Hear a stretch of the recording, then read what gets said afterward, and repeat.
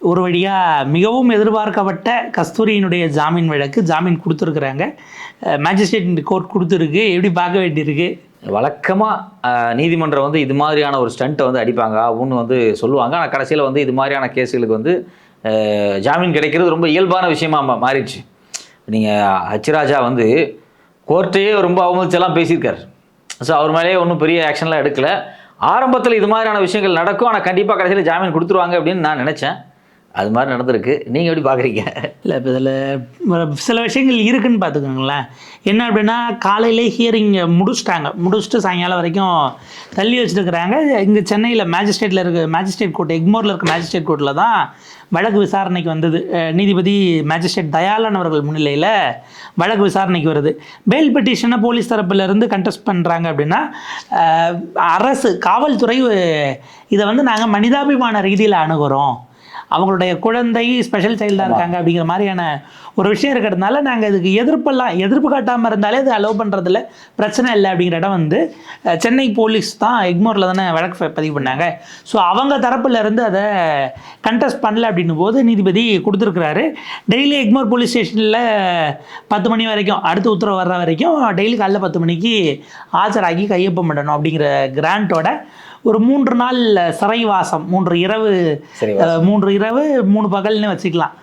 3 இரவு 3 பகல் சிறைவாசம் அப்படிங்கிறது கஸ்தூரிக்கு இப்போதைக்கு முடிவுக்கு வந்திருக்கு அப்படின்னு தான். ஸ்பெஷல் சைல்டு இருக்கிறாங்க அப்படிங்கிறது உண்மையாக இருக்கும் பட்சத்தில் அது ஒரு வேதனைக்குரிய விஷயந்தான். ஏன்னா நார்மலான குழந்தைகளை பார்த்துக்கிறதுக்கே வந்து ரொம்ப கஷ்டம். ஒரு அம்மா வந்து பிரிஞ்சு போகிறது ரொம்ப கஷ்டமான விஷயந்தான். ஸ்பெஷல் சைல்டு இருக்கும்போது அவங்க வந்து கைதாகி உள்ளே போய் குழந்தை தனியாக இருக்கிறது அப்படிங்கிறத நம்ம கன்சர்னாக பார்க்கலாம். பட் ஆனால் அதுக்காக அவங்க பேசுறது நியாயப்பாடு ஆகிவிட முடியாது.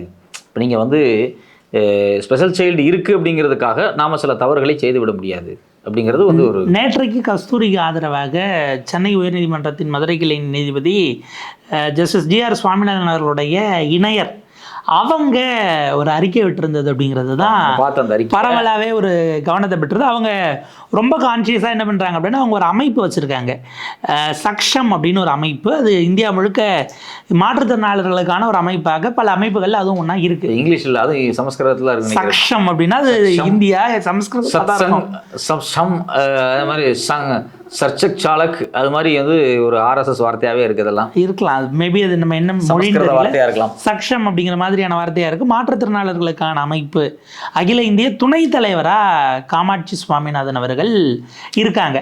ஸோ அவங்க விட்ட ஒரு அறிக்கை அப்படிங்கிறது வழக்குக்கு நான் கருத்து சொல்கிறது அப்படிங்கிறது முறையாக இருக்காது. ஆனால் அவருக்கு ஒரு ஆர்டிசத்தோட ஒரு குழந்தை இருக்காங்க, அதை ஒரு சிங்கிள் பேரண்ட்டாக அவங்க அதை போராடிட்டு இருக்காங்க அப்படிங்கிறத நான் தெரிஞ்சுக்கிட்டேன். இது வந்து ரொம்ப ஒரு நித்திய சவாலாக தான் இருக்கும். நம்ம நித்திய கண்டன்னு சொல்கிற மாதிரி நித்திய சவாலாக தான் ஒரு பிள்ளை வளர்க்குறது இருக்கும். ஆக்சுவலாக நான் ஒரு ஸ்பெஷல் மதராக இருக்கேன் அப்படிங்கிறதுனால ஆர்டிசத்தால் பாதிக்கப்பட்ட எனக்கு ஒரு குழந்தையினுடைய தாயாக இருந்து நான் அதை பார்க்குறேன். நீதிமன்றம் இந்த இடத்துல என்னை போன்ற ஏனைய தாய்மார்களின் சார்பாக கொஞ்சம் கருணையோட இதை அணுகணும் அப்படின்னு நான் எதிர்பார்க்குறேன். எம்பத்தைஸ் பண்ணுறது ஒரு மதரா ஓகே தான். பட் அதே மாதிரி தான் தெலுங்கு பேசக்கூடிய பெண்கள் சைட்லேருந்தும் சில கருத்துக்கள் வந்திருக்கு இல்லையா? அவங்க பேசுனது வந்து ஒட்டுமொத்தமாகவே தெலுங்கு பேசக்கூடிய பெண்களை ஒரு அவமானப்படுத்துகிற மாதிரி இருந்துச்சு அப்படின்னு தான் அவங்க தரப்புலேருந்து சொல்லப்படுது. இவங்க கொடுத்துருக்கிறது வந்து ஒரு எம்பத்தியாக கொடுத்துருக்காங்க, நான் இப்படி கஷ்டப்படுறேன் அது மாதிரி நீங்கள் கொடுங்க அப்படின்னு சொல்லியிருக்காங்க. பட் எது எப்படியோ அவர் பேசுறது தவறானது, அதுக்கு அவர் வருத்தம் தெரிவிக்கணும். அவர் தெரிவித்த வருத்தம் உண்மையான வருத்தமா இல்லை அப்படிங்கிறது கோர்ட்டே சொல்லியிருக்கு. தாண்டி மனப்பூர்வமாகவே அவங்க வந்து இதை ஃபீல் பண்ணலாம், நம்ம பேசுனது தப்பு, இப்படி பேசிடக்கூடாது, இவ்வளோ மக்களை நம்ம தப்பாக பேசுகிறோமே அப்படிங்கிற ஃபீலிங் அவங்களுக்குள்ளே இருந்து வரணும். அதை வர வைக்கிறதுக்கான முயற்சிகள் செய்யப்படணும். அதான் நான் ஃபீல் பண்ணுறேன். ஒரு உரையாடலை மேபி அவங்க இனிமேல் கன்ஸ்ட்ரக்டிவாக கிரியேட் பண்ணிக்கிட்டாங்க அப்படின்னா அது அடுத்த கட்டமாக அவங்களுடைய வாழ்க்கை வெளியே வந்ததுக்கு பிறகு அவங்க அக்கம் பக்கத்தில் அவங்க சொந்த பந்தம் தெரிஞ்சவங்க எல்லாமே அவங்களே வந்து நான் வந்து ஒரு தெலுங்கு குடும்பத்தில் மருமகளாக போயிருக்கேன் அப்படிங்கும்போது அந்த உரையாடலே குடும்ப ரீதியாகவே நீ பேசுனது தப்புமா, அப்படி பேசக்கூடாது, யாராக இருந்தாலும் அப்படி பேசக்கூடாது, அது எந்த சமூகமாக இருந்தாலும் சரி யாரையுமே நம்ம அப்படி பேசக்கூடாது அப்படிங்கிறது ஒரு பேசிக்கான விஷயம். அதில் இருந்து அவங்க முடிவெடுக்கணும். ஸோ இது ரொம்ப சென்சிட்டிவான இஷ்யூ தான். இதில் ஆக்சுவலாக இந்த 3 நாட்கள் நம்ம மீடியாவுக்கு கிடைச்ச கண்டென்ட் அப்படிங்கிறது தான். ஏன்னா அவங்க அட்வொகேட்டே வெளியில் வந்து அவங்க தூங்கலைங்கிறாங்க, சாப்பிட்லங்கிறாங்க, பொங்கல் சாப்பிட்டாங்க, சுண்டல் சாப்பிட்டாங்கங்கிறாங்கன்னு அட்வொகேட் வரைக்கும் போய் கேட்ட பிறகு தான் முதல் நாள் அங்கே தரையில் தூங்கணும் அப்படிங்கிறதுனால அவங்கள தனி அறையில் தான் வச்சுருந்துருக்காங்க. சிறையில் தனி அறையிலே வச்சுருந்தாலும் கூட முதல் நாள் அவங்களுக்கு தூக்கம் தரையில் படுக்கணும் அப்படிங்கிறது பிரச்சனையாக இருந்திருக்கு. உணவும் கூட எடுக்கிறதுக்கு ஒரு மண்ணில் செட் ஆகல. 2வது நாள் இருந்து அவங்க சாப்பாடு எடுத்துக்கிட்டாங்கன்னு தான் அவர் சொல்லியிருந்தார். இப்போ அடுத்த ஒரு வழியாக அவங்களுக்கு ஒரு அதாவது அது தற்காலிக நிரந்தர இதுக்கப்புறம் கேஸோட ட்ராக்ஷனை பொறுத்து அவர் தற்போதைக்கு ஒரு சின்ன விடுவிப்பு அப்படின்னாலும் இதில் யார் அவருக்கு உதவி பண்ணது அப்படின்னா நேரடியாக இல்லை, மறைமுகமாக. ஏன்னா நேரடியாக அவர் பல பேட்டிகளில் கஸ்தூரியை திட்டார் எஸ்வி சேகர் அவர்கள். அவர் ஒரு மறைமுகமான உதவியை அவர் அறியாமல் பண்ணியிருக்காரு. என்ன அப்படின்னா இந்த வழக்கில் பெயில் பெட்டிஷனில் கோட் பண்ணும்போது அவர் பெண் பத்திரிகையாளர்கள் குறித்து ஒரு இது பேசினார்ல, அதுக்கு மன்னிப்பு கேட்ட பிறகு அந்த கேஸை குவாஷ் பண்ணாங்க. அந்த இதை கோட் பண்ணி நீங்கள் பெயில் கொடுக்கணும். ஸோ எஸ்வி சேகரால் விடுதலைக்கு அதாவது விடுவிக்க பிணையில் வெளியில் வந்திருக்கிறார் கஸ்தூரி அவர்கள். தெரிந்தோ தெரியாமலோ நான் இந்த ஸ்டேட்மெண்ட்டை அவங்களுடைய அட்வொகேட் கொடுத்த பேட்டியிலேருந்து நான் எடுத்து கோட் பண்ணுறேன். நமக்கு அதில் கஸ்தூரியை காப்பாற்றி எஸ்வி சேகர் அப்படிங்கிறது தான் நம்ம கவனிக்க வேண்டிய ஒரு பாயிண்டா இருக்கு. ஸோ அவங்களுக்குள்ளே ஒரு முன்னுதாரணம். அவரு நீங்கள் எஸ்வி சேகருடைய ஸ்டேட்மெண்ட்டை நான் வந்து கஸ்தூரி பேசுனதை விட நான் ரொம்ப மைன்யூட்டாக பார்க்குறேன். எப்படி அப்படின்னா கஸ்தூரி பேசுனது ஒரு சமூகத்தை இழிவுபடுத்திட்டு அந்த கூட்டத்தினுடைய நோக்கம் சிதைஞ்சு போச்சு. ஆனால் எஸ்வி சேகர் திரும்ப திரும்ப என்ன சொல்லிட்டு இருக்காரு அப்படின்னா, ஏன் பத்திரிகையாளர் பிரியனே அதை சொல்கிறார் அப்படின்னா, ஒரு கூட்டத்தை நீங்கள் போட்டதனுடைய நோக்கம் என்ன, அந்த நோக்கத்தை நீங்கள் சிதைச்சிட்டீங்க, அந்த நோக்கம் முக்கியமானது அப்படிங்கிறது தான் எஸ்வி சேகர் இப்போ சொல்லுவார். இப்போ எஸ்வி சேகர் எந்த ஸ்டாண்டில் இருக்கார் அப்படின்னா, பிராமணர்களை இழிவுபடுத்துகிறாங்க, பார்ப்பனர்களை இழிவுபடுத்துகிறாங்க, அதுக்கு ஒரு சட்டத்தை கொண்டு வந்து தலித் மக்களை பாதுகாக்கிறதுக்கு இருக்கிற மாதிரி பார்ப்பன மக்களுக்கு பாதுகாப்பு வேணும் அப்படிங்கிற ஆங்கிளில் திரும்ப திரும்ப திரும்ப எஸ்வி சேகர் முன் வச்சுட்டே இருக்கார். அதில் அவர் ஸ்ட்ராங்காக இருக்கார். அதுலேருந்து ஒரு மாற்று கருத்து பின்வாங்கவே இல்லை. அதை அப்ரோச் பண்ண விதத்தில் தப்பு அப்படின்னு சொல்லி அவர் வந்து தேவையில்லாமல் நீங்கள் ஏன் எழுக்கணும், லேடிஸ் ஏன் பேசணும் அப்படிங்கிறது தான். பெண்கள் குறித்து எவ்வளோ தன்னடக்கத்தோட பேசணும் அவர் வகுப்பு எடுக்கக்கூடிய. ஆனால் இந்த சட்டம் பிராமணர்களுக்கு தேவையா அப்படிங்கிறது ஒரு பெரிய கொஸ்டின். 2000 ஆண்டுகளாக ஒரு தனித்துவமான ரிசர்வேஷனை அனுபவித்த பார்ப்பன சமூகத்துக்கு, உயர் ஜாதி சமூகத்துக்கு இது தேவையா அப்படிங்கிறது ஒரு பெரிய கேள்வி. யார் பாதிக்கப்பட்டானோ அவனுக்கு நோய் மருந்து கொடுக்கலாம், பாதிக்கப்பட்டவங்களுக்கு நோய்க்கு மருந்து கொடுக்கலாம். ஆனால் அந்த பாதிப்பை ஏற்படுத்தினவங்க இருக்குங்க இல்லையா, ஏன் இந்த பாதிப்பை ஏற்படுத்தினீங்க கேட்கறதே அவங்க நோயாக பார்க்குறாங்க. அது தப்பு. ஏன்பா நீ அவனை அடிச்ச அப்படின்னு கேட்டால், அவனை அடித்ததை போய் நீ ஏன் கேட்குற அப்படிங்கிற இடத்துக்கு அவங்க வர்றாங்க.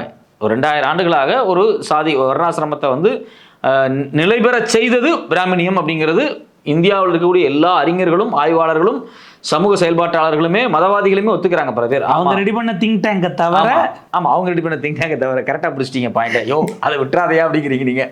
அவங்களுக்கு ஒரு திங்க் டேங்க் இருக்கும், அவங்க எதை வேணாலும் சொல்லுவாங்க. போர்ச்சுகீஸ் ஜாதியை கண்டுபிடிச்சாமா, இஸ்லாமியர்கள் வந்து ஜாதியை கண்டுபிடிச்சாங்கிறான். இதுக்கு ஒரு திங்க் டேங்க் வச்சு எழுத வேற செய்கிறாங்க கட்டுரைய.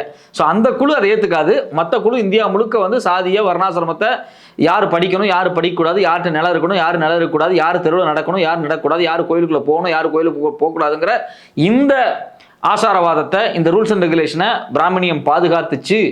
அந்த பிராமணியத்தை நோக்கி ஏன் அப்படி பண்ணீங்கன்னு கேட்டால் கேட்கக்கூடாது. அப்படி கேட்டிங்கன்னா நான் உங்களுக்கு வந்து ஸ்பெஷல் சட்டத்தில் கைது பண்ணுவேன், அது சரி அப்படிங்கிறத எஸ்வி சேகரும் ஒத்துக்கிறார்.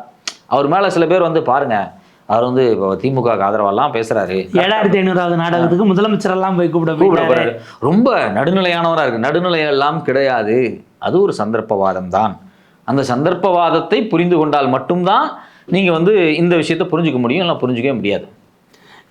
மிக நிச்சயமாக ஒரு வழியாக கஸ்தூரிக்கே நான் தான் ஆக்சுவலாக ஸ்கிரிப்ட் கொடுத்தேங்கிற ரேஞ்சுக்கு பேசிய எச் ராஜா அவர்கள் இதுக்கப்புறம் ஒரு தீவிரவாதியை போல அவங்கள போய் கைது பண்ணியிருக்காங்கன்னு சொன்னார். சொல்ல வேண்டாம் அப்படிங்கிற ஒரு இடம் இருக்கு. வரவேற்பாருன்னு நினைக்கிறேன்.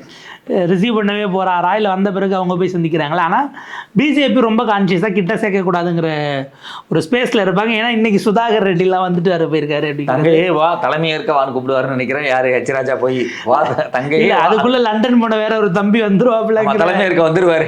அது வேற பிரச்சனையா இருக்கு. அது ஒரு ஆக்சுவலி நீங்க நல்லா பாத்தீங்கன்னா அந்த பிஜேபி சலசலப்பே வந்து அண்ணாமலை போனதுக்கு அப்புறம் யாரை பண்ணிக்கிட்டு இருக்குதுன்னு பாத்தீங்கன்னா, ஒரு பக்கம் கஸ்தூரி, இன்னொரு பக்கம் வந்து இந்து முன்னணி தலைவர் அவர் பேர் என்ன, அர்ஜுன் சம்பத். இவங்க 2 பேரும் ஒரு உருட்டுறாங்க இல்லையா. இந்த 2 உருட்டுமே அண்ணாமலை இல்லை அந்த சைடில் அப்படிங்கிறத காமிக்குது. அதே அண்ணாமலை கடுப்பாக தான் இருக்கும். என்ன நான் இல்லாதப்போ சைலண்டாக தானே இருக்கணும், நீங்கள் எது குறுக்க முறுக்க போயிட்டு வர்றீங்க? நான் இல்லைன்னா தமிழ்நாட்டில் பாஜக இல்லை அப்படின்னு காமிக்க வேண்டிய நிலைமையை உருவாக்குறாரு அவர். ஐடி விங்க சரியாக ஒர்க் ஆகிறதில்ல. நீங்கள் வந்து அவங்க வந்து எல்லாருமே ஒதுங்கி ஓடுறாங்க. ஃபேக் நியூஸஸ் கொஞ்சம் குறைஞ்சிருக்கு. அதே மாதிரி வதந்தி பிரச்சாரங்கள், அந்த பிரச்சாரம் இந்த பிரச்சாரம் எல்லாமே குறைஞ்சிருக்கு. இப்போ ஆனால் இப்போ ரிட்டர்ன் வர போகிறதுனால கிரவுண்டை செட் பண்ண நேற்று ஒரு ட்விட்டரில் ரொம்ப ஆக்டிவாக இந்த எல்ஐசி மேட்டருக்கெல்லாம் ட்வீட் போட்டார்.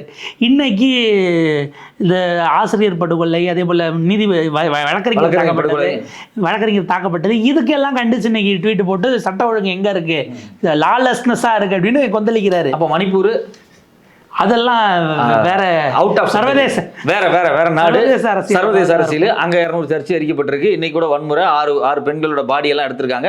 அதெல்லாம் வந்து இந்தியாவுக்குள்ள வராது. அதை பத்தியெல்லாம் அவர் ட்வீட் போட மாட்டாரு. ஆக்சுவலா ஹெச்ராஜா இன்னைக்கு பிஜேபி ஆஃபீஸ்ல கூட்டம், ஹெச்ராஜா அதுக்கு நடுவுல வந்து பிரஸ் மீட்னு ஒரு 2 நிமிஷம் 2-3 நிமிஷம் பேசியிருப்பாரு. அவர் போக போக ட்ரை பண்றாரு. நம்ம ஆட்கள் கேள்வியை போட்டு எடுத்து அவர் ஒரு 8-10 நிமிஷம் பேச வச்சிட்டாங்க. இதுக்கப்புறம் போதுன்னுட்டு அவர் உள்ள போயிட்டாரு. ஆக்சுவலா அண்ணாமலை ட்வீட்டுக்கு அப்புறம் தான் இவங்க பிரஸ் மீட் வரக்கூடிய லெவலுக்கு ஸ்பீடு இருக்கு. இந்த உள்ளுக்குள்ள இருக்கவங்க பல பிரச்சனைகள் ஓடிட்டு இருக்கு. மேலிட பொறுப்பாளர்லாம் வந்திருக்காரு. நம்ம இவர் சுதாகர் ரெட்டி, அரவிந்த் மேனன், இவங்கெல்லாம் வந்து அடுத்து என்ன பண்றது அப்படிங்கிறது குறித்து பேசிட்டு இருக்காங்க போது, இப்போ தமிழிசை ஏன்னா அண்ணாமலை போறதுக்கு முன்னாடி ஒரு வார்த்தை சொன்னாரு, தலைமையகத்தில் பர்மிஷன் கேட்டுட்டு தான் பிரஸ் மீட் கொடுக்கணும்னு. ஆமா ஆமா, தமிழிசை இந்த கேப்பில் அதெல்லாம் எதுவும் இல்லாமல் அவங்களாம் கொடுத்துட்டாங்க. இதுக்கப்புறம் அவங்க என்ன ஆவாங்கங்கிற ஒரு கேள்வி இருக்குது. அந்த ஹேபிட் எப்படி போகும் அப்படிங்கிறது ஹெச்ராஜாவுக்கு கிட்டத்தட்ட ஒரு சென்ட் ஆஃப் ரெடி ஆகிட்டாங்களோன்னு நம்ம பார்க்க வேண்டியிருக்கு. அடுத்த கவர்னர் ஆக போகிறாரு ஹெச்ராஜா. இல்லை ஏற்கனவே எக்கச்சக்கமான ஆட்கள் இருக்காங்க. அப்புறம் கவர்னர் போஸ்ட் கூடவா கிடைக்காது? தலைவன் கஷ்டப்பட்டு மெனக்கெட்டு பல ஸ்டேட்மெண்ட் எல்லாம் கொடுத்து பரபரப்பு கிரியேட் பண்ணியிருக்காரு. இப்போ அவர் கவர்னர் போஸ்ட் இப்போதைக்கு அவருக்கு சனாதன பெருந்தமிழர்னு ஒரு அவார்டு கொடுக்குறாங்க. சனாதன சங்கமம் அப்படின்னு ஒன்று நடத்தி, இதுல சனாதன பெருந்தமிழர்னு இவருக்கு சனாதன பெருந்தமிழர் ஒரு விருது. அநேகமா இதுதான் இனாகரேஷனா இருக்கணும்னு மணியரசன் போறாரு. அதுக்கு இல்ல மணியரசன் போல அந்த இதுல இருந்து அமைப்புகள்ல இருந்து யாரும் வரல. மணியரசன், சீமான், அப்புறம் அந்த பாரிசாலன், இவங்கெல்லாம் யாரும் போல. இவங்கெல்லாம் இப்போதைக்கு இந்த இனிஷியல் அநேகமாக இதுதான் இனாகரலாக இருக்கும். அந்த அவார்டே இவர் தான் வாங்குவாரோ அப்படிங்கிற மாதிரி இருக்கு. ஏன்னா சனாதன சங்கமம் 2024னா இதுக்கு முன்னாடி நடந்த மாதிரி நமக்கு எதுவும் போன வருஷமா அதுக்கு முந்தின வருஷமா நடந்த மாதிரி தெரியல.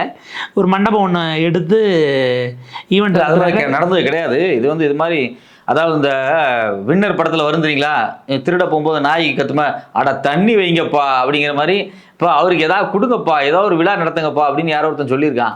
உடனே அதாவது நடத்த ஆரம்பிச்சிட்டானுங்க. இல்லை அதுதான் அண்ணாமலை வர்றதுக்கு 4 நாளைக்கு முன்னாடி அவருக்கு இதை விருதை கொடுத்து சென்ட் ஆஃப் பண்ணிக்கலான்னு. இது திருவருள்னு ஒரு யூடியூப் சேனல் இருக்கும். அதே போல் பேசு தமிழா பேசு 2 பேர் தான் அவங்களுடைய மீடியா பார்ட்னர்ஸ் அப்படிங்கிற இடம் இருக்கு. நம்ம இவர் ரங்கராஜன் நரசிம்மன், அதே போல் டிஆர் ரமேஷ் அந்த ஆலய மீட்பு இயக்கம், கோலாகல ஸ்ரீனிவாஸ், அதே போல் கிருஷ்ண ஜெகநாதன் ஒருத்தர், பாரதி கண்ட, இவங்கெல்லாம் ஒவ்வொரு தலைப்பில் உரையாற்றுறாங்க. சாதன் பரிகார், எல்லா தலைப்புக்கு முன்னாடி சனாதனமும் இருக்கும். டிஏ ஜோசப், சாந்தனு குப்தா, பத்ரி சேஷாத்ரி, அப்படி கோலாகல ஸ்ரீனிவாஸ் சொன்னா, ஹரிகதா யூ சிந்துஜா அப்படின்ட்டு தலைமை வந்து பார்த்தீங்கன்னா சுவாமி பிரம்ம யோகானந்தா அப்படின்னு ஒருத்தர் ஏற்கிறாரு. மேபி இப்போ பெயிலில் வந்துருக்கக்கூடிய கஸ்தூரிக்கு அழைப்பு இருக்குமா, இல்லை வாய்ப்பு இருக்கு, ஒரு கார்டியல் நெஸ்டில் அவங்க போவாங்களா? ஒருவேளை நன்றி உரையாற்றுறதுக்கு கஸ்தூரி வருவாங்க. அவங்களுக்கு தான் ஏங்க யாரு கூட்டம் போட்டு உள்ள கொண்டு போறது காரணமான அர்ஜுன் சம்பத்தே வரலையே. கஸ்தூரி என்ன பண்ணுவாங்க அப்படின்னா, தமிழ்நாட்டில் அங்கங்கே போராட்டம் நடக்கும் பார்த்தீங்களா, காவேரி பிரச்சனைக்கு, அந்த பிரச்சனை இந்த பிரச்சனைக்கெல்லாம் போராட்டம் நடக்கும்போது இவங்க என்ன பண்ணுவாங்க அப்படின்னா, யாருமே அவங்களை அழைச்சிருக்க மாட்டாங்க. ஆனால் இவங்களே உள்ள பூந்து என்ன நடக்கும், மீடியாக்கார மைக்கை தூக்கிட்டு அந்த அம்மாட்ட தான் வருவான். ஏன்னா அந்த அம்மா சினிமா செலிபிரிட்டி. அப்படி சில மீட்டிங்கில் அந்த அம்மா பூந்து அந்த அம்மா இன்டர்வியூலாம் கொடுக்க முயற்சி பண்ணிச்சு. சில இயக்கங்கள் சில கட்சிகள் வந்து அந்த அம்மாவை தவிர்த்து விட்டுருச்சு. இந்த தேவையில்லாமல் உள்ள வந்து இந்த இன்டர்வியூலாம் கொடுக்குற வச்சுக்காத ஒரு ஓரமாக போ கிளம்ப விட்டாங்க. ஸோ அந்த அம்மா அது மாதிரி சில வேலைகள்லாம் இடையில குட்டி கலாட்டாக்கள் பண்ண. ஆக்சுவலி இங்கே வந்து பார்த்தீங்கன்னா ஒரு கோரிக்கைக்காக ஒரு போராட்டம் நடக்கும். இந்த அம்மா உள்ளே போய் ஏதோ ஒரு ஸ்டேட்மெண்ட் கொடுத்துட்டு போயிடும். அந்த போராட்டமே காலியாக போயிடும். இப்போ இது எதுக்கு நடத்தினாங்க? 3 வாரமாக எல்லாம் தெரிஞ்சு போயிட்டு இவங்க அப்படிங்கிறது தான். அவங்க ஆக்சுவலாக அங்கே பேசுறதுக்கு முன்னாடியே ஃபோட்டோ ஒன்று அங்கே உட்காந்துட்டு எடுத்து அந்த ஃபோட்டோவை போட்டாங்க. அதுதான் வைரலாக போயிட்டு இருந்துச்சு. தவிர அர்ஜுன் சம்பத் கூட்டம் நடத்துன்னு அவங்க பேசுனது யார் அந்த கூட்டத்தை தெளிவாக உட்காந்து லைவ்ல பார்த்துருப்பாங்கன்னா திராவிடர் கழகம் பார்த்துருக்கோம். ஏன்னா அன்னைக்கு சாயங்காலம் அவங்க அதே இடத்துல கூட்டம் போட்டு அதுக்கெல்லாம் பதில் சொல்லுவாங்க. அற்புதமான பதிலை சொன்னாங்க. அங்கே போட்டு எல்லாம் பண்ணாங்களேன்னு போது தீகாரங்க ஃபுல்லாக உட்காந்து ஈவெண்ட்டை ஒருவேளை அவங்க அங்கேயே போய் இதுலேயே வள்ளுவர் கூட்டத்திலே உட்காந்தே கூட ஈவெண்ட்டை ஃபுல்லாக பேசுறதை கேட்டுட்டு நீங்கள் அங்கிட்டு ஸ்டேஜ் கிட்ட உட்காராம தள்ளி நின்னாலே பேசுறது கேட்கும்ல, ஆமா, ஆமா, ஆமா. கேட்டுட்டு பர்ஸ் ரெடி பண்ணிங்களா ரேஞ்சுக்கு போனாங்களாங்கிறது தெரியல. அவங்க ஆதரவாளர்கள் அல்லது அந்த ஆர்கனைஸ் பண்ணவங்க ஒரு கர்ட்டசி கூட என்ன இருந்தாலும் அவர் பேசிய கருத்தில் நாங்கள் சப்ஸ்கிரைப் பண்ணலை. அர்ஜுன் சம்பத் 1-2 பேர் அவங்களா பேட்டி கேட்டு கேள்வி கேட்ட பிறகு அவர் அந்த அந்த கருத்தில் எங்களுக்கு உடன்பாடு இல்லைங்கிறாரே தவிர கைது இல்லை அதுக்கு ஒரு ஒரு ஒரு ஒரு அதாவது ஒரு டோக்கனிசமாகவாச்சும் ஏதாவது சொல்லணும்ல, அது எதையுமே பண்ணலை. மதுவந்தி அந்த கூட்டத்தில் சொன்னாங்க, உங்களுக்கு ஞாபகம் இருக்கா? இதே கோரிக்கையை வலியுறுத்தி தமிழ்நாடு முழுக்க அர்ஜுன் சம்பத்ஜி எங்கன்னா போராட்டம் நடத்தினா நாங்கள் அவர்கிட்ட கூட போய் பேசுவேன் அப்படின்னு சொன்னாங்க. ஓ, அர்ஜுன் சம்பத் பையன் கைதாகினா அந்த போராட்டத்துக்குலாம் அவங்க வர மாட்டாங்க. ரெண்டாவது அர்ஜுன் சம்பத் மாதிரி அடியாட்கள் போனா இவங்க வருவாங்க.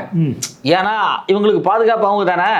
அதனால வந்து அழகா அந்த ஸ்டேட்மெண்ட் சொல்றாங்க, அர்ஜுன் சம்பத் தான் நடத்துவாரு, அது நீங்க நடத்த மாட்டீங்க. இந்த கோரிக்கையை முன் வச்சு எங்க நடத்தினாலும் நாங்க போய் பேசுவோம். வேற கோரிக்கைக்கு வர மாட்டாங்க. வேற கோரிக்கை வேற எதுனாலே அவங்க வந்து இந்திய எதிர்ப்பு போராட்டத்துல இருந்து இன்னைக்கு நீட்டு போராட்டமா இருக்கட்டும், இல்ல வந்து தூத்துக்குடி போராட்டமா இருக்கட்டும், காவேரி பிரச்சனை இருக்கட்டும், தண்ணி பிரச்சனை, முல்லை பெரியாறு, எதுக்குமே அந்த குழு வந்து வாயே திறக்காது. ஸோ இப்போ கூட அவங்களுக்கு ஒன்று வேணும்னா கூட அவங்க இறங்கியெல்லாம் போராட மாட்டாங்க. அர்ஜுன் சம்பத் போராடுவாரு, திருமாரஞ்சி பேசுவாரு, நாங்க பின்னாடி போய் நின்றுக்குவோம் அப்படிங்கிற பேனரை போட்டது தான். இப்போ இந்த பேனர் இதுக்கப்புறம் கோட்டை முற்றுகை போராட்டம்லாம் சொன்னாங்க. அது இப்போதைக்கு வழி கிடைக்கல. அவங்க கண்ணகி செல்வம்லாம் நின்றுட்டு இருக்காங்க 8 பேரும். நீங்க கோட்டைக்கு போறது ஷேர் ஆட்டோ கிடைக்கலங்க. ஷேர் ஆட்டோ கிடைச்சா தாங்க போவாங்க. பெரிய மீன்பாடி வண்டி கூட சொல்லுங்க. மீன்பாடி வண்டி அவங்க எடுத்துட்டு போக வேண்டியதில்லை, போலீஸ் எடுத்துட்டு வரோம் உள்ள ஏத்துறதுக்கு மாதிரி இருக்கு. ஸோ இது கிட்டத்தட்ட விஷயம் கலைஞ்சு போச்சு. எதுக்காக வந்தாங்களோ அந்த நோக்கத்தை ஒரே ஸ்டேட்மெண்ட்ல நம்ம வந்து ஒரு கஸ்தூரி நன்றி சொல்லிடுவோம். நன்றி கஸ்தூரி. நாளைக்கு பிசிஆர் ஆக்ட் சர்வதேச மாநாடுன்னு எதையாவது போட்டு நீங்க வெளிநாட்டில் இருக்கிறவங்களா நாங்கள் கூப்பிடுறோம், கமலா ஹாரிஸை அழைக்கிறோம், அழைக்கிறோம், இவங்களை அழைக்கிறோம், அவங்களை அழைக்கிறோம், எதையாவது போடாமல் இருக்கிற வரைக்கும் பரவாயில்ல அப்படிங்கிற இடம் தான். நன்றி. கஸ்தூரினுடைய இந்த வழக்கு இதுல அவங்களுக்கு மட்டும் ஒரு ஸ்பெஷல் கன்சர்ன்ங்கிறத தாண்டி அந்த குழந்தை கேட்க அப்படின்னா அப்போ அதுக்கு ஒரு கைட்லைன்ஸ் அல்லது ஒரு பார்வையை நீங்கள் உருவாக்குங்க. எத்தனையோ ஸ்பெஷல் சைட்ஸ் சம்மந்தப்பட்ட வழக்குகள் உங்ககிட்ட வரும் பொழுது இதே ஸ்கேல் வைக்கப்படுகிறதா? அப்படிப்பட்டவர்கள் அவங்களுடைய பேரண்ட்ஸின் மீது இந்த மாதிரி சட்ட ரீதியான சிக்கல்கள் இல்லை வேறு ஏதாச்சும் கேசஸ் மாட்டும் பொழுது இவர்களை போன்ற அமைப்புகள், அவங்க காமாட்சி சுவாமிநாதன் இருக்காங்க இல்லையா, அவங்களை போன்ற அந்த அமைப்புகள் எல்லாம் என்ன பண்ணாங்க அப்படிங்கிற ஒரு கேள்வி இருக்குது. அஃப்கோர்ஸ் ஹிப்போக்ரஸி தான். ஜல்லிக்கட்டு மாடுகளுக்காக துடிக்கக்கூடிய பீட்டா கோயில் யானைகளுக்காக வருமா வராது அப்படிங்கிறது தான் வேறு விதமான அளவுகோல். கஸ்தூரி அவர்கள் உள்ளபடியே வருத்தம் தெரிவித்து இதுக்கப்புறம் அவங்களுடைய கிளாரிட்டி எப்படி காட்டுறாங்க அப்படிங்கிறத நம்ம பொறுத்திருந்து பார்க்கலாம்.